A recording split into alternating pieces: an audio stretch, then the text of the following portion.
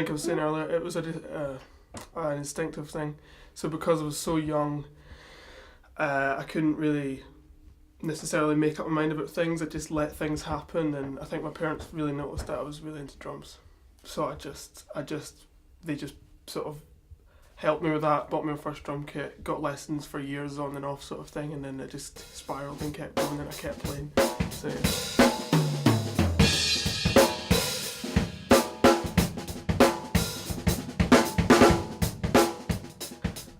I think it's like a constant journey of getting better, never being happy with where you are and always wanting to do something else or explore this area or get better, and whether it's small, like a small thing, or a big thing, I think there's just always that sense of moving forward with something and not just staying in the same place. Yeah.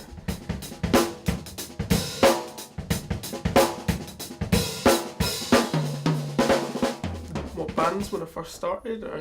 When I first started, it was like my dad's collection. That's kind of always the case you hear. And he had he had classic sort of rock stuff lying about and proggy stuff like progressive rock, and I kind of just listened to them and really took to like Zeppelin and Rush and all those sort of weirder kind of dad bands, which is what they're kind of now known for. But the drummers from them were kind of iconic, Neil Peart and John Bonham, and they're kind of my two foundational, main inspirations.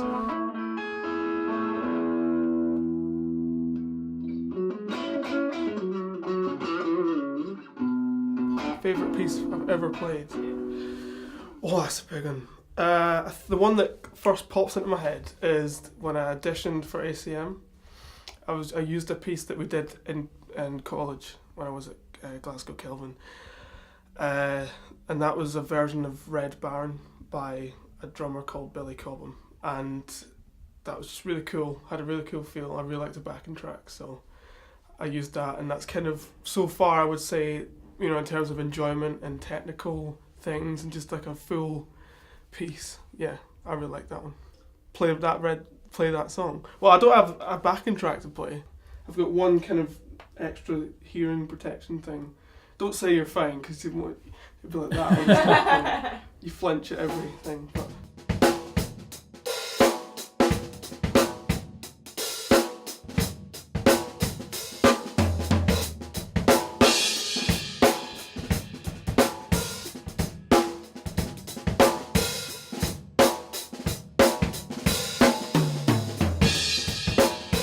favourite moments, or yeah.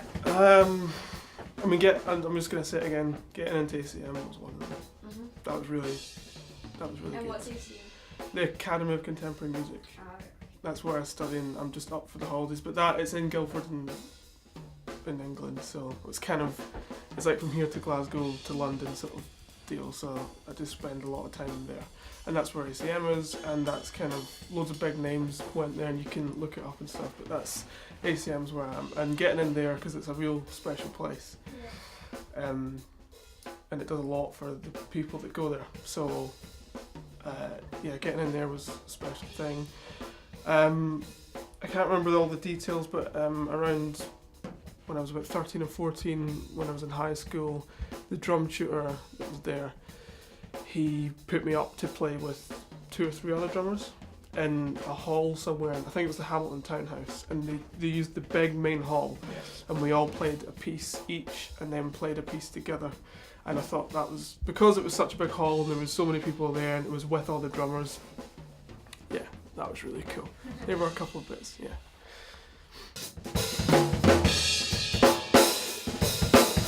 It's hard because are they struggling or are they not struggling?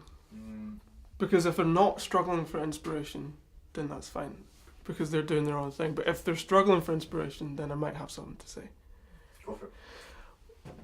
Well, if they're struggling for inspiration, they've kind of got to really, this is going to sound really corny, but like, find it within themselves that they really want it. Because if you really want it, you will want to do something with music. Because I also play guitar as well, as kind of like a second, first instrument sort of thing. And switching between the two, I kind of never get bored of music, which is handy. But for a lot of people, they can find they get stuck in a rut or they get bored or something. And I think if you want and you have that passion for music enough, and music in general, then you'll find some outlet to sort of use that passion in some way, and that's either through drums or guitar or writing music or, you know, being more of a producer or using a computer to make songs and stuff like that. Yeah, I agree. There's always something.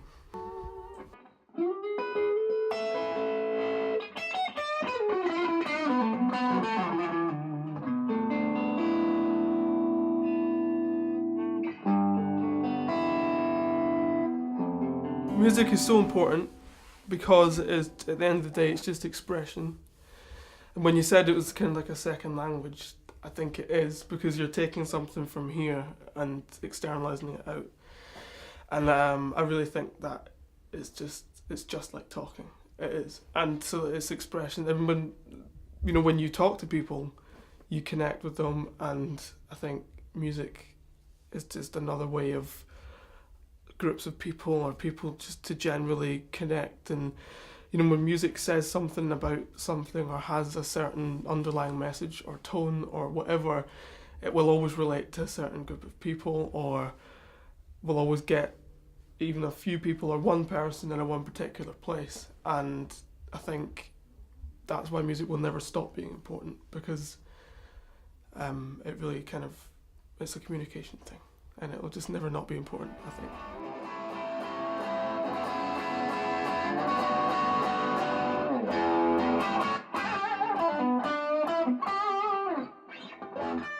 Well, hopes and aspirations, that's just to,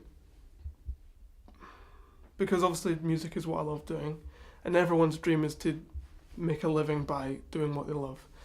But I think there's a lot more to it than that, and in the music industry it's kind of just known that you have to have you have to be doing a lot of things. You can't just, it's not you can't just go to a 9-to-5 day job, do the same thing every day. In music, unless you're in actually a music shop like Guitar, or just any sort of regular music shop.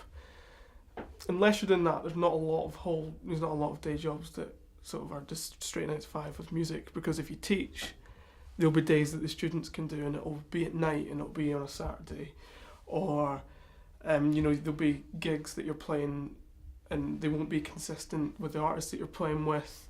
Being able to make a living doing what I love with music, and I love teaching, I love playing the drums, I love playing the guitar, and I love making music, and I love being in a band or playing with people that make music, drumming for people or playing guitar for people. And if I can do at least one of each of those categories, or do a combination of any of those things that I love doing, then and make a living, be able to like pay for rent and buy food and all that stuff, Yeah. as a sort of basic thing, then yeah, I'll be happy then.